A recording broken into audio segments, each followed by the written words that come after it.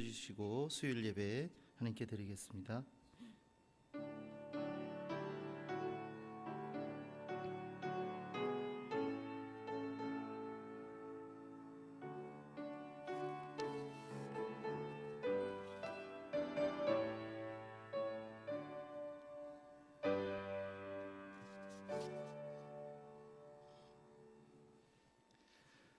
함께 찬양하겠습니다. 신실하게 진실하게 함께 찬양드립니다.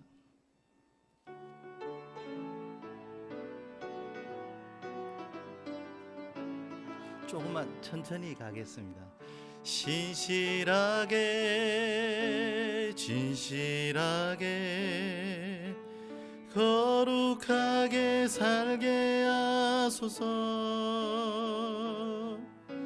신실하게 진실하게 거룩하게 살게 하소서. 우리 한 번 더 신실하게 신실하게 진실하게 거룩하게 살게 하소서. 신실하게 진실하게 거룩하게 살게 하소서. 하나님 하나님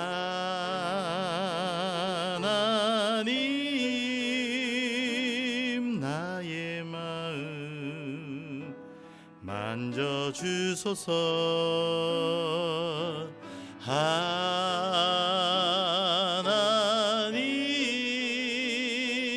나의 영혼 새롭게 하소서.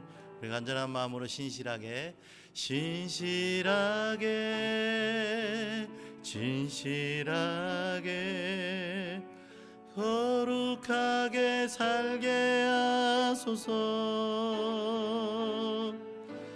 신실하게 진실하게 거룩하게 살게 하소서. 하나님 하나님 나의 기도 들어주소서.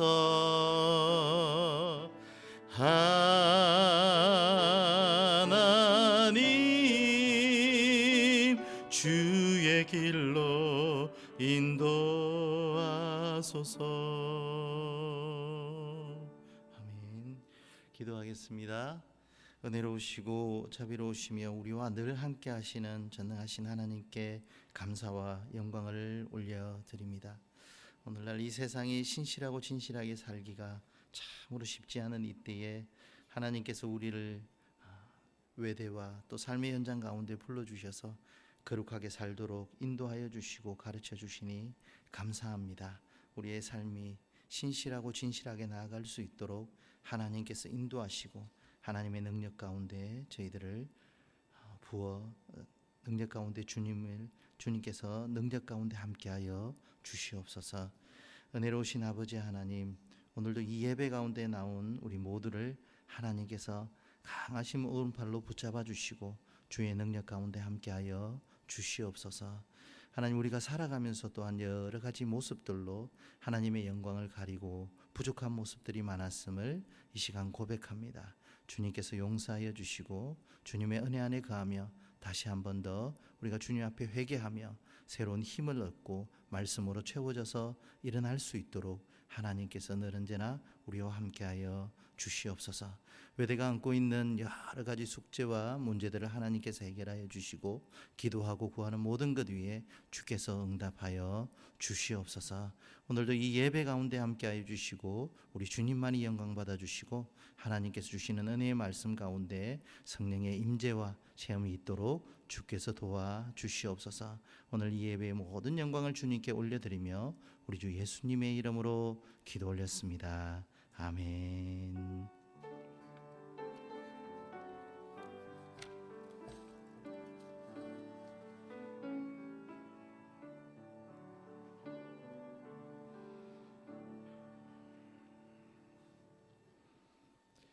네, 오늘 말씀은 유다서 1장 18절에서 21절까지 말씀입니다. 유다서 1장 18절에서 21절까지 말씀입니다.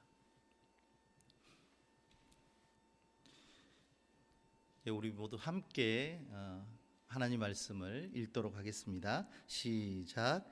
그들이 너희에게 말하기를 마지막 때에 자기의 경건하지 않은 정욕대로 행하며 조롱하는 자들이 있으리라 하였나니 이 사람들은 분열을 일으키는 자며 육에 속한 자며 성령이 없는 자니라.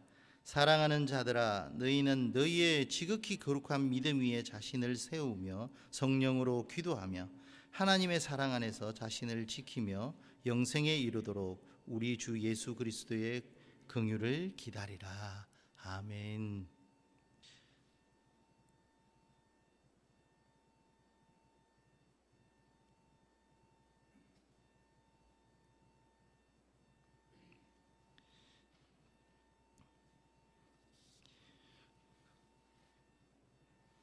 언제 때부터인가 부산도 이제는 여름이라는 것이 만만치 않은 그런 도시가 되어버렸습니다. 제가 어렸을 때는 추울 때는 좀 춥고 여름에 좀 더울 때는 잠시 더웠다가 모든 게 좀 봄, 가을로 흘러가는 그런 분위기였는데 이제는 봄, 가을이 상실되고 여름과 겨울이 계속 늘어나는 것 같아서 부산도 살기가 쉽지 않다라는 생각이 들었는데요. 제가 이제 며칠 전에 이제 인천에 다녀왔었는데 인천도 뜨겁기는 엄청나게 뜨겁더라고요. 그래서 제 머리가 다 타는 듯한 그런 웃으셔서 감사합니다. 이 타이밍은 너무 긴장들 하고 계셔서 좀 웃으시라고 제가 한 얘기거든요. 그래서 제가 사실 아무런 장비 없이 인천을 갔다가 아주 뜨거운 맛을 보고 내려왔습니다. 그래도 이제 부산은 좀 이 바람이 좀 부는 편이라 나름대로 위쪽보다는 좀 더 행복한 지역이다 그런 생각이 들거든요. 제가 필리핀에 조금 살다 왔는데 이제 필리핀 갈 필요가 없는 것 같아요. 여기가 필리핀 날씨인 것 같습니다. 밤에 이렇게 잠시 나갔는데 그 습한 냄새가, 그 습한 향기가 필리핀에서 느꼈던 그 습한 향기가 그대로 느껴지더라고요. 이제는 한국을 선교하라고 그러시는가 보다 이렇게 생각하고 열대지방 한국을 선교하는 이제 동남아가 될 것 같다 이런 생각을 했었습니다. 오늘 유다서 말씀인데요. 유다서 말씀은 예수님의 형제 유다, 야고보의 형제 유다입니다. 유다가 기록한 이 서신이 예수님 돌아가시고 난 이후에 한 60년, 80년 사이 경인데요. 이때 제가 이제 신약의 말씀을 사도 바울 서신이라든지 이런 말씀들 들고 오면 그때가 이제 한창 이단들이 많이 들끓고 난리를 칠 때입니다. 그리고 하나님 말씀이 정경화되어지지 않는 그런 체계가 좀 잡혀지지 않는 그런 상황 속에서 아무 말 대잔치하는 그런 복음이 아니죠. 아무 말 대잔치하는 그런 이단이라든지 거짓 교사라든지 아주 특이한 말들을 해대는 그런 사람들이 꽤 많이 있었던 거죠. 그런 거짓 교사들로 인해서 성도들이 미혹당하기 시작합니다. 꼬임을 당하기도 하고 그럼 저 말이 진짠가 이렇게 꼬여가기도 하는 거예요. 이럴 때마다 예수님의 제자들이라든지 또는 사도 바울이 계속해서 서신서를 쓰면서 그 기준들을 잡아가고 있는 상황입니다. 그래서 이때의 상황을 이렇게 묘사를 한 말씀이 바로 오늘 말씀인데요. 유다서 1장 18절과 19절 말씀에 보면 마지막 때에 자기의 경건하지 않은 정욕대로 행한다라고 하는 거예요. 정욕대로라는 얘기는 자기 욕심대로 한다는 거예요. 자기가 욕심대로 하는데 어떤 말씀의 기준도 없고 그뿐 아니라 또 살아가는 데 있어서 누구 눈치도 안 보고 당연히 하나님 눈치는 더 안 보면서 마음대로 한다는 거예요. 조롱하는 자들이 있으리라 하였는데 이들이 분열을 일으킨다라고 하였어요. 요즘은 이 분열을 일으키는 그 요소가 혐오인 것 같아요. 누군가가 막 한쪽을 욕을 해요. 그래서 막 덩달아서 같이 욕을 하기 시작해요. 그러면 또 이쪽에서 참지 않고 또 막 그쪽을 또 욕을 하는 거예요. 그래서 이 혐오라는 것은 사실은 기독교 예수님의 사랑을 가지고 있는 예수 그리스도의 은혜를 입은 우리들이 혐오라는 말과는 좀 안 친해야 되거든요. 이 혐오라는 어떤 분위기라든지 이런 분열들이 상대화되어지는 것들이 정말 예수님께서 원하시는 방향이 아니라는 거예요. 근데 이제 세상은 너무 이제 한쪽으로 몰아가기 시작. 죽기 아니면 살기, 너 아니면 나, 이런 식으로 가다 보니까 이게 이제 세상이 너무 각박해지기 시작한 거죠. 그래서 여기도 보면 이제 나를 따르라, 뭐 거짓 교사들이 나를 따라, 안 따라 너는 이제 버렸어, 뭐 이런 식인 거예요. 너무 이제 서로 관계가 악화되어지기 시작하는 그런 분위기였던 것입니다. 여러분, 예수 그리스도의 사랑은 어떤 것이고 복음은 무엇입니까? 모든 것을 허물어 버린 것이 바로 예수 그리스도의 사랑입니다.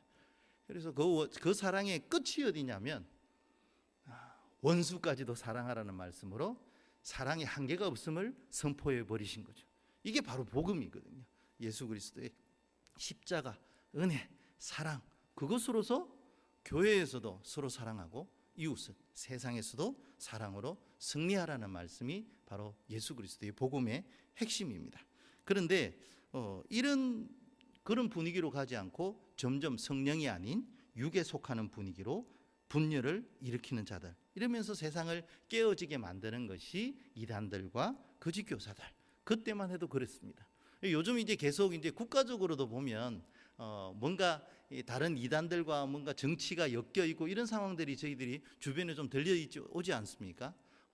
정말 대한민국이 하나님이 기뻐하시는 하나님이 기뻐하시는 나라가 되기 위해서 정말 믿음의 사람들이 정말 열심히 기도해야 되겠다. 성령께서 함께 하시는, 성령께서 이끄시는 나라가 되기 위해서 정말 기도해야 되겠다, 이런 생각을 하게 되면서 오늘 유다의 말씀을 보면서 이 시대에도 이런 사람들이 있으니 그 아픈 마음으로 이렇게 글을 썼구나라는 것입니다. 그래서 성령의 이끄심이 아닌 너무 악령이라든지 또는 다른 이상한 복음, 이상한 얘기들에 끌려가는 그런 모습들을 보면서 이제 영에 속한 사람들이 되어야지, 성령에 속한 사람이 되어야지 이상한 이야기에 속하는 사람들이 되지 말라라는 거예요. 그래서 여기 보면 육에 속한 자가 나오거든요.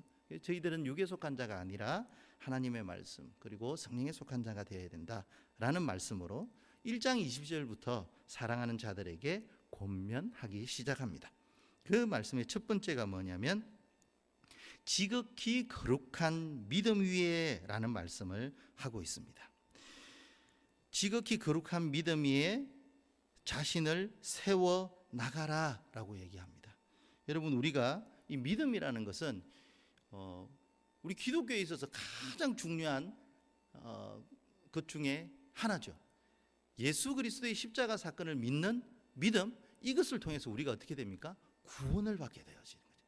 거룩한 하나님의 자녀가 되어지는 거죠. 이 믿음을 통해서 시작이 되어지고 이 믿음을 통해서 이제 서서히 뭔가가 만들어지기 시작하는 거예요. 그래서 베드로후서 1장 5절에서 7절까지 믿음의 7층탑이라는 것을 소개합니다. 그 내용이 그러므로 너희가 더욱 힘써 믿음의 덕을, 덕의 지식을, 지식의 절제를, 절제에 인내를, 인내의 경건을, 경건의 형제 우애를, 형제 우애에 사랑을 더하라 라는 말씀으로 이 믿음을 토대로 해서 점점 뭔가가 쌓아져 가서 믿음을 가지고 예수 그리스도를 믿는 믿음을 가지고 더 풍성히 만들어가는 그런 모습들이 베드로후서에 기록되어 있습니다.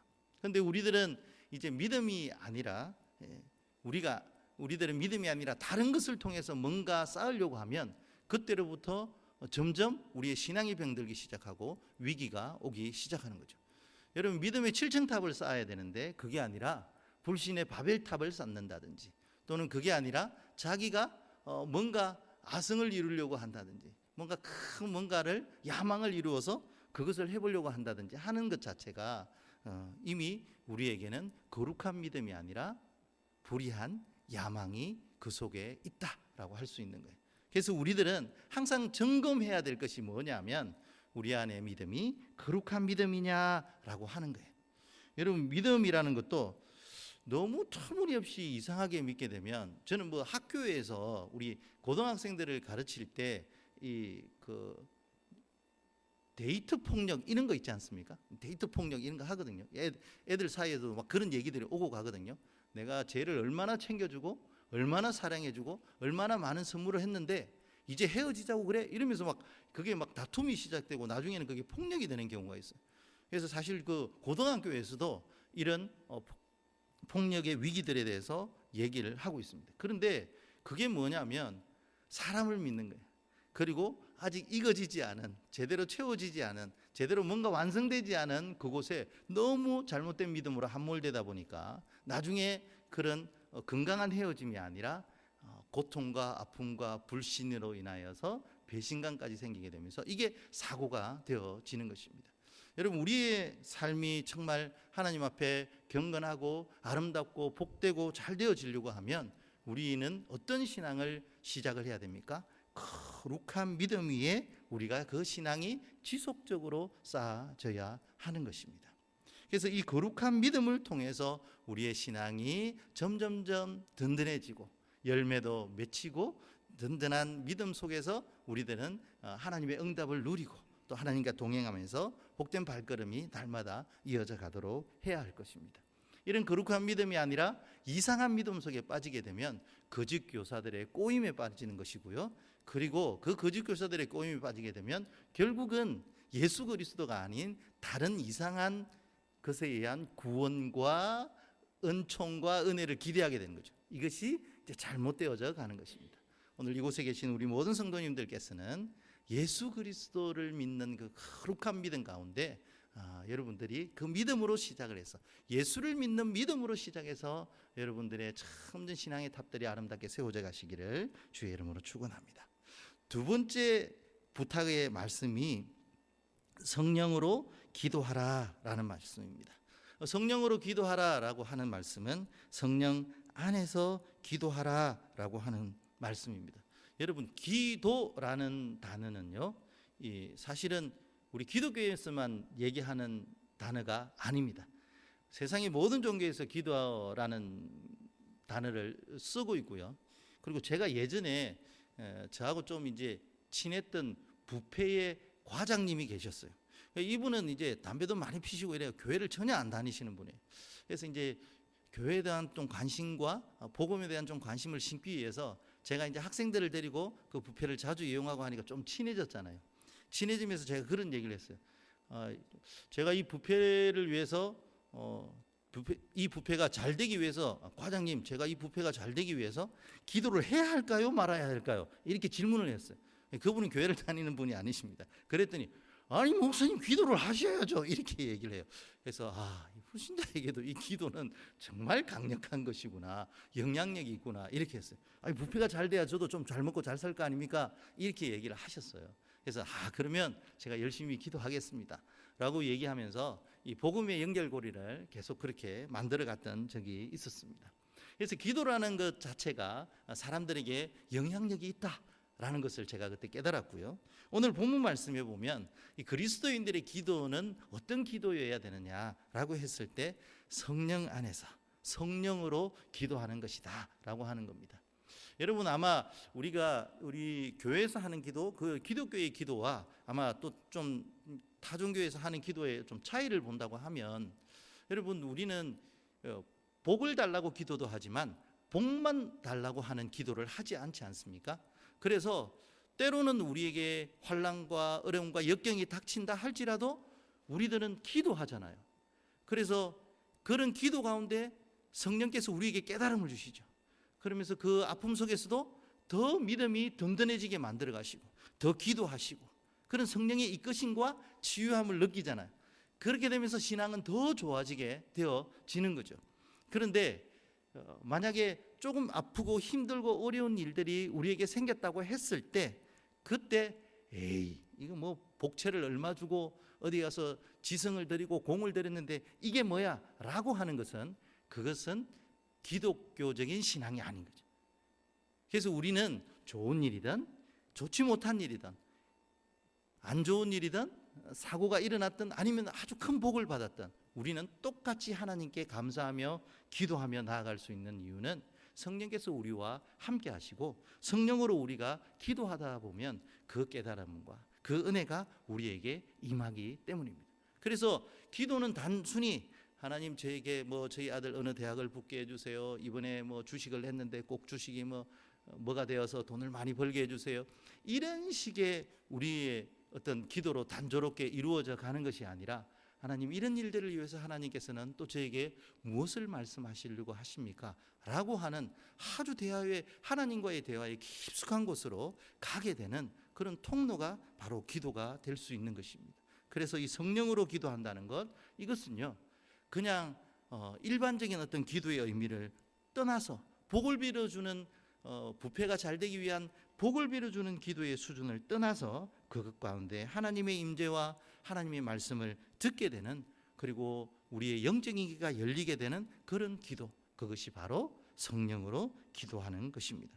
그래서 아마 크리스웰 목사님은 그것을 아시고 이렇게 말씀하신 것 같아요. 가장 잘 무릎 꿇는 이가 가장 훌륭히 서는 자요, 가장 연약한 것처럼 무릎 꿇는 이가 가장 강하게 서는 자이며 가장 오래 무릎 꿇는 이가 가장 오래 서는 자이다 라고 말씀하셨습니다. 여러분, 단순히 기도를 오래 해야 된다, 예를 들어서 무릎 꿇고 3시간 이상 기도하면 복을 줄 것이다, 이런 말씀이 우리 성경에는 없지 않습니까? 그렇게 기도하라고 얘기하시지 않지 않습니까? 그러면 어떻게 말씀하셨어요? 성령으로 기도하라 라고 말씀을 하시는 거죠. 그래서 우리가 기도를 하는 것처럼 또 일도 해야 되고, 일하는 것처럼 기도도 해야 되는 것이, 그 가운데서 가장 빠지지 않아야 될 것이 바로 성령이라는 겁니다. 그래서 로마서 8장 26절에 보면 이와 같이 성령도 우리의 연약함을 도우시나니 우리는 마땅히 기도할 바를 알지 못하나 오직 성령이 말할 수 없는 탄식으로 우리를 위하여 친히 간구하시느니라 라는 말씀이 바로 오늘의 이 말씀이라는 것입니다. 참 안타까운 것은 성령이 아니고 악령이든지 이상한 영에 혼미하게 미혹되어서 기도하는 거 보면 너무 가슴이 아픕니다. 오늘 이곳에 계신 모든 분들은 성령을 따라 성령의 임재 가운데 성령과 함께 성령이 주시는 음성으로 기도하시는 여러분들 되시길 바랍니다. 마지막 3번째입니다. 주 예수의 긍휼을 기다리라, 1장 21절 말씀입니다. 여러분, 사실은 기다리는 게 참 쉽지 않습니다. 한국 사람들은 더더군다나 성격이 급하기 때문에 더 잘 못 기다리는 것 같아요. 정말 필리핀 사람들은 잘 기다립니다. 아침 8시부터 줄을 서서 오후 3시, 4시까지 기다리는 걸 제가 직접 봤습니다. 줄이 하나도 줄지 않았는데 그대로 기다리셨어요. 저는 아침에 갔다가 이 줄이 길구나. 한국 사람들은 돌아와야죠. 줄 서는 한국 사람 아무도 없습니다. 그렇게 긴 줄을 보면서 또 기다리고 대기해야 되는 줄 서는 사람, 한국 사람 아무도 없잖아요. 오늘은 안 되는 거야, 포기하잖아요 보통. 근데 필리핀 사람들 절대 포기 안 합니다. 저렇게 길면 언젠가 되겠지 이러고 기다리잖아요. 근데 줄이 하나도 안 줄었어요. 그러면 오늘은 안 되는가 봐 이렇게 해서 집으로 돌아가십니다. 그 다음날 또 줄 서세요. 이걸 이틀 사흘을 해도 불평을 안 하세요. 필리핀 사람의 신앙과 인격을 닮아야 되지 않나. 저는 갔다가 안 돼. 다시 집으로 가야 돼. 이 더운 곳에 어떻게 서 있겠냐. 더운 곳에 서 있다가 아마 열받아 죽을 것 같아. 그래서 다시 돌아오잖아요. 절대 그런 게 없습니다. 기다림이 정말 잘 되어 있어요. 신앙에 있어서도 마찬가지인 것 같아요. 기다린다는 것 여러분 쉽지 않습니다. 응답받고 응답을 주셨고 또 그 응답이 정확하게 이루어지기 위해서 기다린다는 것 쉽지 않아요.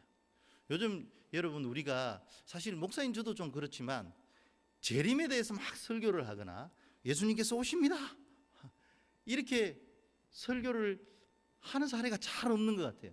그죠? 그 정도로 예수 그리스도의 임재와 예수 그리스도 다시 오심에 대해서 기다려야 되는데 그런 기다림들이 점점 좀 약해져 가는 그런 모습들을 보이는 거예요. 말씀도 그렇게 재림 설교를 잘 하지 않고 있는 그런 분위기입니다.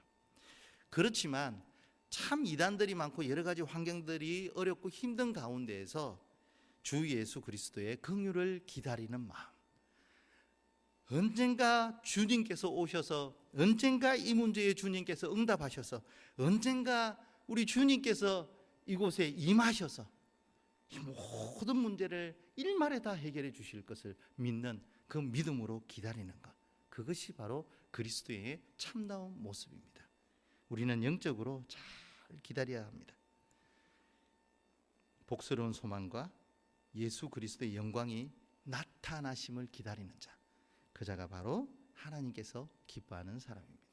우리 환경이 어렵고 힘들다 할지라도, 주변에 여러 가지 상황들이 힘들다 할지라도 주 예수 그리스도의 긍휼을 기다리시면서 그 은혜를 반드시 체험하시는 여러분 되시기를 간절히 소망합니다. 기도하겠습니다. 좋으신 주님 감사합니다. 오늘도 우리를 불러주시고 하나님 말씀 가운데 세워주시고, 영에 속한 사람 거룩한 믿음으로 성령으로 기도하고 예수 그리스도의 긍휼을 기다리는 그러한 모습으로 우리가 열심히 살아가는 저희들 되도록 주께서 함께하여 주시옵소서. 예수님의 이름으로 기도 올렸습니다. 아멘. 우리 오신실하신 주 찬양하겠습니다.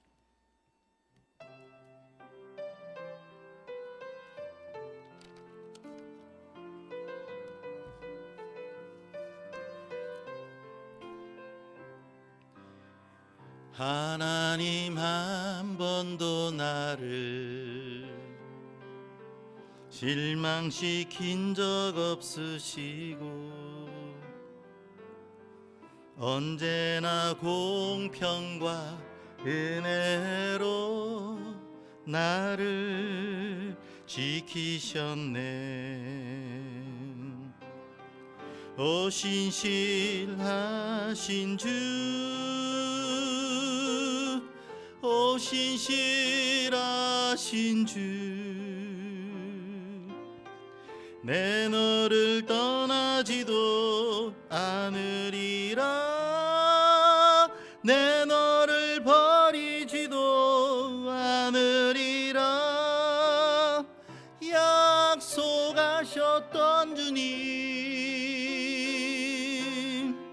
그 약속을 지키사 이후로도 영원토록 나를 지키시리라 확신하네.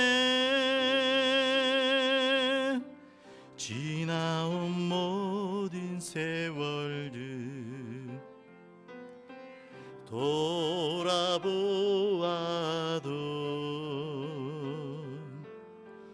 그 어느 것 하나 주의 손길 안 미친 것 전혀 없네. 오 신실하신 주, 오 신실하신 주, 내 너를 떠나지도 않으리라, 내 너를 버리지도 않으리라.